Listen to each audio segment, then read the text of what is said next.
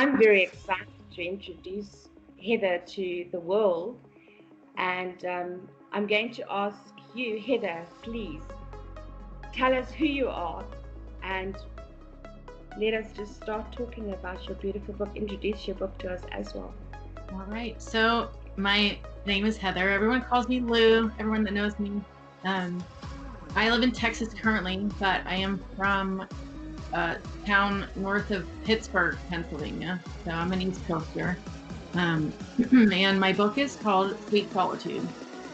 It is a book of poetry about twin flames. And I don't know if anyone is familiar with twin flames, but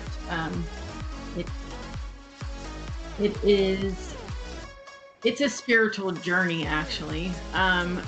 But it actually comes way back from the Bible. Adam and Eve, they were twin flames, so they were each other's perfect counterpart. It's a soul that's essentially split when it comes to the universe. So, and if you're lucky enough in your lifetime, you will get to meet that person, and they open up something in you that it's not like a soulmate. It's a hard journey. You go through darkness but ultimately growth, and you come back out on the other side and you learn about unconditional love, which is very, very hard for us to comprehend, I think, sometimes. So it's difficult to comprehend, and it's harder to experience fully, and correct. Then understand it fully when it turns out that what you thought was unconditional may not be that, and you'll have to move on to the next one, or the next soul, or the next person. Right. And I think it's a continuous journey for all of us as well, because people come in our lives, they go, and we have to repair from that every single time. Yes, and you have to respect when it's time to let go of a relationship, or or readjust it in some ways, But with the flame thing, again, it's more about growing as a person, because you can't help anybody unless you help yourself first. Yeah. Sometimes you don't want to be selfish, but it's not being selfish. It's again growing as a person so you can help other people along their journey. Yeah, I think also when we talk about self-love as well, it is for most people it's the hardest thing to do. Mm-hmm. The hardest thing for someone who doesn't already love themselves, to say, I love myself, I love who I am. And it's difficult to get to that point where you say it with such conviction, and to feel it. Right, that's just it. You have to actually where your journey starts. Right. Yes, ultimately that's where it starts. Yeah. Okay, Heather, so tell us a little bit more about the book, the project, the whole making, the whole start of it. Why was this called? Yeah. Oh wow. I'll give this short. I've been writing poems since I was probably 8. I was one of those kids that I knew things, but I didn't know why I knew them. I don't know if it's been my whole family's. We're all musicians. We're all art. And I had chased the music for so long. And I was on a trip, actually. I was on a mega bus. I don't know if you have those over there, but it's a double-decker bus. And I just decided to take a weekend trip by myself. So I was on the top, and they had these skylights there. And again, I had been writing poetry for a very long time. And it just, something occurred to me. And it said, you know what, you really should publish your work, because again, unfortunately, the music industry, it can be very vain. And as you get older, you don't want to become this cliche of, an older person trying to make it still. I think the literary world is a little bit more forgiving. And I think by that point I was older and I was more confident that I could tell my stories or a version of a story and not be afraid anymore. So you can hide behind a song, but when something's in print, Yes. it's not a 2-minute song. It's forever. It's there. Connects with the soul. Yeah, it connects on Correct. a different level as well. And Hmm. I think also I believe once something is written and it's published and it's there for the world to see, it's you opening up yourself to say, hey, this is who I am. Right. You know, what did you get from this? Or please do get something from this. You know, we always hope that it would touch someone's life in a Yeah. positive way. Absolutely, in a positive way. You know, we Yeah. don't write to affect people in a negative way. I No. don't think there's anyone that will ever say that. But unfortunately, not everybody will like our work, and that's okay because we're not writing for those. You know, Right. those are not our readers. Okay, Yeah. so That's I'm something. gonna I'm gonna jump in and tell you.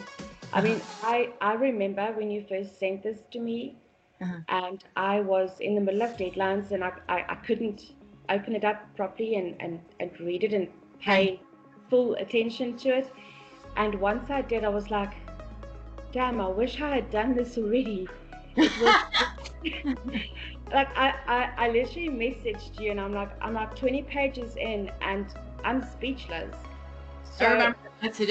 I was at work, and I'm like, that's the absolute biggest compliment ever. and look, I get goosebumps still because there's one poem, and I haven't told you this yet because I was Yeah. waiting for us to have this face to face for Right. you to tell, for me, I can't even talk, for me to tell you that doubt Oh yeah. was one that really, it, it, it literally brought me to tears. And that was my second message when I said, I cannot Wow. wait to go through more because I went back to doubt for the second time. And I was like, I don't know why I'm holding on to this one. So if you don't mind, I would love to read this to you so that you can maybe understand how I'm interpreting this. And Wow. I want everyone to just understand that when you read poetry like we do, we read everybody's poetry. If something touches you, I believe there's a reason for it. And Yes. I'm not the kind of person to let go of it because I want to find out why. I haven't quite gotten there yet. So maybe if I read it another 1,000 times, I'll get there. You get the whole reason for the book then. It's the discovery. Each poem. Absolutely. Yes. I sit here and I have goosebumps because I'm about to read this and I'm probably going to tear up, but I'm going to try not to. And if I do, it doesn't matter because I No. want everyone that's listening to this right now to understand that this is, for me, the core of this book. The core of this book. Okay, let me start. Do Wish me luck. it. Doubt, please do not speak to me. I have nothing more to say to you. You want your cake and you want to eat it too. The hopefulness has left my eyes. If we can pause there for a moment and just Yeah. know that being hopeful is the one thing we hold on to. Correct. And when I read, the hopefulness has left my eyes. Our eyes are the windows to our soul. Correct. It's dead, it's gone, it's forever gone. Okay. I feeling nothing more than numb. You've stolen my innocence and threw it in the garbage. The spark has died. Now, if you throw something in the garbage, we are not the kind of human beings to go back to the garbage to take it out and clean it up. The spark has died. My desire for you has turned to anger. I don't like having anger in my soul. So there was the perfect moment again for me about the soul because hopefulness has left my eyes. To me, I saw soul, and here Right. you say, I don't like having anger in my soul. So you've now chosen to throw it out. It's gone, okay? I don't like having anger in my soul. It is eating my insides out. I'm so used to being kind, obviously misunderstood. This is a recurring thing. Maybe someday you will get it. It is not my job to hold your hand and to lead you, only to show you what you cannot be. And everybody, I'm not crying, I'll hold it together. Everybody that is listening right now, you should start the book with this poem and then start from the beginning again, because this is just, it tells me who you are, number one, and all of that. I mean, I can dissect it so much more, which I have done, but we will have a different discussion about that. Right. And it's just, it's pushed me into a level of, who am I? What garbage do I still have that I need to trash out? Right. And it makes me question. And I'm going to say that I took 2 days off recently, as I have explained to you. Mm-hmm. And to be honest, if I didn't read this, I wouldn't have taken those 2 days. So I wasn't going to share that because it was something that I shared with you, but I needed you to know that this is what this did to me. You made me realize that there's so much that I needed to get rid of, and it took me 2 days to understand this is why. So there you go. I found the reason why. Thank you so much. Like, wow. Thank Okay. you. So now I'm done talking. I can't talk anymore. But I'm glad that you share that, because I think you get it. Like, you get the whole thing. And what's interesting is that a lot of the poetry that's in there, I wasn't, how do I say this? At first, I didn't have characters. The only way I was able to actually channel that was to create the characters in the book. And then through meditation and dreams, I mean, these things, a lot of them, I would wake up in the middle of the night, and I mean, for months, like 6-8 months straight, I mean, I would wake up and just write this stuff down. I had no idea where it was coming from. Deep down, somewhere, it was just, you know. It was developing. It was steering you into this direction.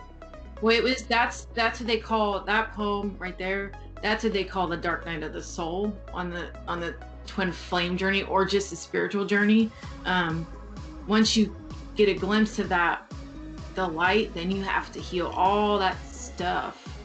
You know, that's why in the book, the front, so I'll give you just a little glimpse into the symmetry, or why I did things. On the front, the background is black, but you know, the image is white. You know, and then on the back cover, it's white and the black. Yeah. So that's the yin and the yang, and the, you know, and it's the contrast. It's, for me, it's the contrast of how you put it together. Right.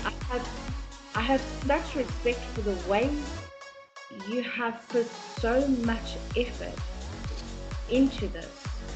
It's so obvious how much this means to you. And if I can just hear one more person one day say, wow, this touched me, I think it would be an incredible day, an incredible moment for you. Okay, so let's talk publishing. Have you published it yet? When is this book hitting, so that I don't have to sit with this? I'm bad at keeping things that's great to myself. So I won't share. I know many will ask me right now, right after this, and many will say, please share it with me. But I'll say no, because I know you're going to tell us when it will be released. Right. So I don't know why I chose to publish my own book. Number one, I don't know. It just popped into my head, and so I was researching, and I found Lulu Publishing. I'm like, okay, Lulu Publishing. I have to go with this company. So they've been the best. I mean, they're a smaller company, but they really do a good job. I mean, of just bringing the vision to light, the design and everything. I mean, it was more than I had hoped for. So the official release date is March the 22nd. So it's going to be in a few weeks. I've not gotten it is ready, technically ready for sale now, but I need to actually get the hard copy. It's in the mail. I bought my first copy. Okay. Oh, that's going to be an absolutely incredible day as well. And these are all little milestones which you will never forget. No, not at all. I remember when I got I published a few ebooks, and then I thought, oh well, let me do a paperback. And I think at the time I had like 60 or 70 poems for that specific book. Right. And got to the end, and they were like, the binding won't really work so well, so we need 100 pages. And I was like, right. So I had to continue writing. But I remember holding that paperback in my hand. It was like holding a baby for the first time. That's what I said. Yes. Yeah. It's like something has just been born, something new, something great, something wonderful that's going to grow. And I honestly can't wait for that day for you, because I think it would be like the cornerstone of the journey that's still to come, because I don't believe that this is the only book you'll ever write. I have. There's more. Yeah, I have I was originally gonna publish. It's called A Lovely Solitude. I was gonna publish that first, but it got lost somewhere. So I've managed to pull up thankfully I posted a lot online. I managed to pull up a lot of that. And actually through the process of writing this book, I've probably written a whole other book's worth of poetry. So we'll see what happens. Yeah, and I just think, if we can have this for a couple of months or even years, it doesn't matter. Well, because your next book will be there when you're ready. Right. There's no textbook that says that you have to publish every 3 months or 6 months or 10 years. No, so you got it's definitely for when you're ready. Yeah. Where can people get hold of you if they want to communicate with you, chat with you right now? So I'm on my main platform right now is Instagram. Let me double check look at my phone here. I think I'm on it through Lue. Well, I can tell you, it's Heather Lue Smith 25. There we go, Heather Lue Smith 25 on Instagram. I'm also I post on Twitter. On Twitter, I think I'm Heather Smith at Lue76 at Twitter. And then my Facebook, which I've been having trouble with my public Facebook posting on there. It has like glitches or something. Excuse me. So it's Sweet Solitude by Lue on Facebook. So those are the 3 platforms you can contact me on. And then when the book comes out, it's obviously preferable to go through lulu.com. However, it'll be available on Amazon and Barnes & Noble. I would encourage everyone to actually buy the actual book, because there's artwork and photos in there. And I must say, if it wasn't for the artwork in between, it helped tell the story. Right. It adds to those moments where I was still trying to understand what I was reading. Mm-hmm. So it definitely, I agree with you.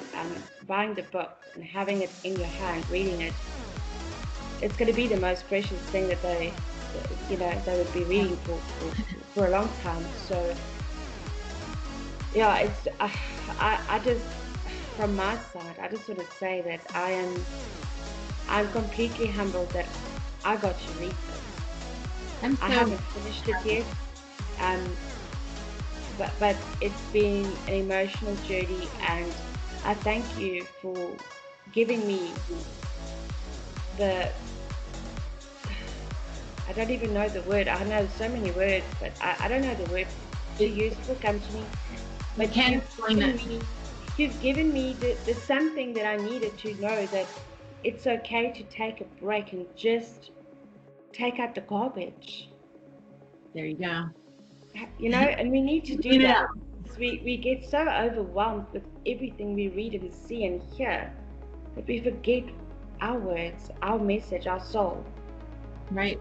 And your book does that. It reminds you that. And that's just it. It is a story, but every poem is its own. Means something. Right. So don't take it as, and I honestly, I would encourage people, don't read it at the same time. Read it in sections. And actually, you know, again, the poems are dated, but you know, real time and space time are different. So, you know, it makes you think. Did they actually write it at this time, or did this really happen? Was it a dream? I don't know. Yeah, and it lingers. It lingers. Those little undertones of, I'm not quite sure what this means, and then the next thing you're like, aha, that's what okay, it relates, and you do. It makes you think. It almost it's so mentally stimulating. That's what I wanted. Mentally stimulating for you to say, geez, my brain is actually working. I'm not almost 50. It's actually still functioning. I'm still okay, you know. And then I want to say that I'm going to give you a couple of pages in the April issue. That would be great. By then you would have been published. By then we would be able to tell people where to go to. So I'm going to give you a couple of pages. Mm-hmm. We will talk about how we're going to do this. Sure. But I want to promote this in such a way that every time someone sees anything I post, they need to see this too. like together, you know. You don't read me if you haven't bought the book yet, kind of thing. But we'll discuss that later. But it's so humbling to know that there are people out there that really truly care about their souls and about others to follow that.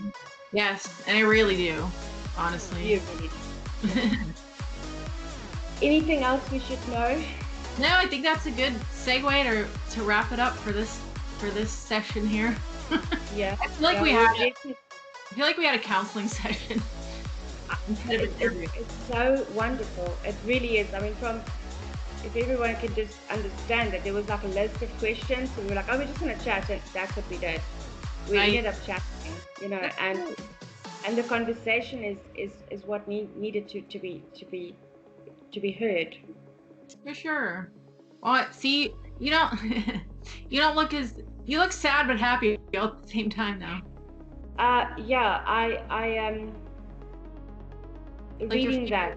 No. It doesn't make me sad, but it makes me almost reflective, like I shine, because I've experienced this for 2 days. I experienced your poem Doubt for the past 2 days, and it's taken me to a level where I know I need to complete this book, but I'm so scared because I know I'm gonna self-discover so much with this book. And it's a scary thing that we go through. I mean, we all think, oh well, I got this, and then you read something like that, and you're like, wow, girl, you just need to just take a break and just do a little bit more. Yeah, you gotta sit in the fear, push through it, you know, keep going. Because on the other side, then where'd the fear go? It's not there anymore. And it feels so much lighter and more. Yeah, definitely. And I think when you see sad, it's not really sad. I'm actually emotionally exhausted. No, I understand that. Because I've had to debag, I've had to take it out, and mentally, it's almost like I shoved it into a rubbish bag and I've put a string around it and tightened it so nothing can escape.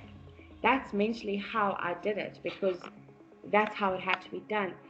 And I will go one thing further and tell you that this morning, I don't know if you saw my last post, was a photo of me being at a dam or a lake. So I spent 2 days at a lake. Now, if you know anything about South Africa, we don't do things like that because Oh, really? it's just not safe. But I did that, and my 2 days was spent with very little sleep and just being there in the moment. And this morning when I turned for the first time for hours, I turned, there were two people doing yoga out in the open. Wow. And I was like, And that's not normal right, for there. aha, that was my aha moment. So yeah, so the sad is just tired, but a happy tired because Yeah, I totally understand that feeling. Absolutely. yeah. Okay, so we're going to say goodbye, Okay. but don't go. But we're saying goodbye to everybody, and I'm saying thank you very much for trusting me to have this conversation with you. It's so synchronistic. We found each other for a reason, so across the Absolutely. world. Go figure. I You know. know, like, what's the odds, eh?